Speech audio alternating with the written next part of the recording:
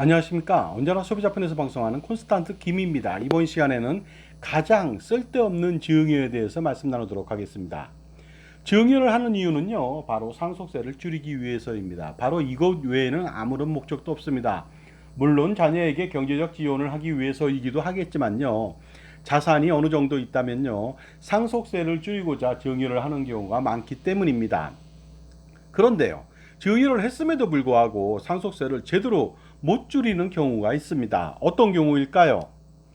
예전에 직장 생활을 할 때 일하였습니다. 제가 그때요, 차장을 달고 있었는데 전산 에러가 하루는 발생됐습니다. 그래서 급히 수정을 해야 되는 일이 생겼습니다. 그래서 제가 이랬죠. 김대리, 빨리 전산실에 전화해봐 하고 얘기를 했습니다. 그렇게 해놓고 나서 다른 일이 바빠가지고 오전에 체크하지 못하고 있다가 점심시간이 돼서야 같이 식사하면서 일 처리 결과를 물어봤죠. 김대리, 전산실에 전화해봤어? 네, 그런데 통화 중이었습니다. 그래서 나중에 다시 전화하려고 했습니다. 좋은 대학을 나오고 왜 이런 답변이 나오는지 정말로 이해할 수가 없습니다. 전화하라고 한 말을 정말로 고지고대로 전화만 한 것이죠. 통화 중이니까 통화가 될 때까지 기다리지도 않고 다시 하지도 않고요. 그냥 잊어버린 것입니다. 세상에, 전산실에 전화를 하라는 뜻이 아니지 않습니까? 그런데 통화 중이라고 더 이상 전화를 하지 않았다는 것을 보고요, 제가 그 당시에 아연 실색하면서 질책을 많이 했던 기억이 납니다.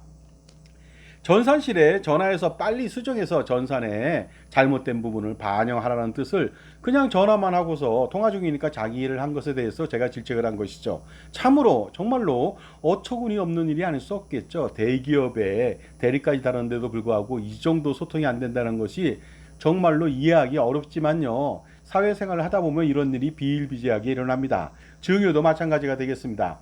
증여를 하는 이유는 상속세를 줄이기 위해서인데요, 증여세만 줄이고자 증여를 하는 사람들이 있습니다. 정말로 황당하지 않습니까? 증여세를 안 내고자, 증여세를 줄이고자 증여를 합니다. 상속세는요, 안중에도 없다는 것이 되겠습니다. 즉, 증여세가 전혀 들어가지 않는 방법만을 찾는 것이죠. 가령 성년 자녀한테 10년 동안에 5천만 원을 증여하고 미성년 자녀한테 2천만 원을 증여하게 된다면요, 면세점 증여로 증여세는 한 푼도 발생하지 않습니다. 그렇다면 성년 자녀 2명한테 그리고 미성년 자녀 2명이 있는 경우에는요, 10년 동안에 1억 4천만 원을 4명한테 증여하더라도 증여세는 한 푼도 발생되지 않겠죠. 그런데 과연 이렇게 증여해서 상속세를 줄일 수가 있겠습니까? 너무나도 적은 금액을 증여했기 때문에요, 10년 동안 부모님의 자산은요, 엄청나게 늘어날 것으로 보입니다. 예를 들어서 100억 원의 자산이요, 매년 6% 상승한다고 가정해보면 10년 동안에요, 무려 179억 원이 되거든요.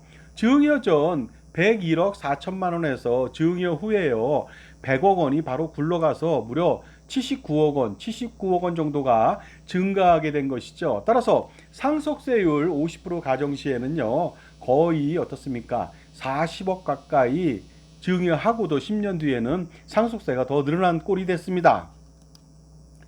이러한 증여를 권하는 소위 전문가라고 하는 사람들이 굉장히 많습니다. 그리고 면세점 증여 후 비과세 보험을 가입하라고 하는데요, 이는 전형적으로 보험 상품을 팔기 위한 잘못된 절세 컨설팅의 하나라고 제가 말씀드릴 수가 있습니다.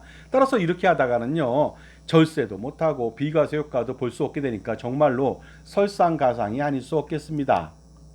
또한 상속세를 줄이기 힘든 부담부 증여를 하는 경우라든가 아니면 빌딩에 건물만을 증여합니다. 토지를 증여하는 것이 아니고, 그리고 부동산 법인을 설립한다든가 주택을 사서 증여한다든가 아니면은요, 부동산을 양도 후에 증여한다든가, 증여 후 양도하는 것이 아니고요, 그리고 창업자금 증여 특례를 활용한다든가 가업승계의 증여 특례를 활용해서요, 증여세를 줄이고자 하지만 결과적으로는요, 전체적으로 상속세가 줄어들지 않습니다. 모두 다 쓸데없는 증여를 하고 있는 것이죠.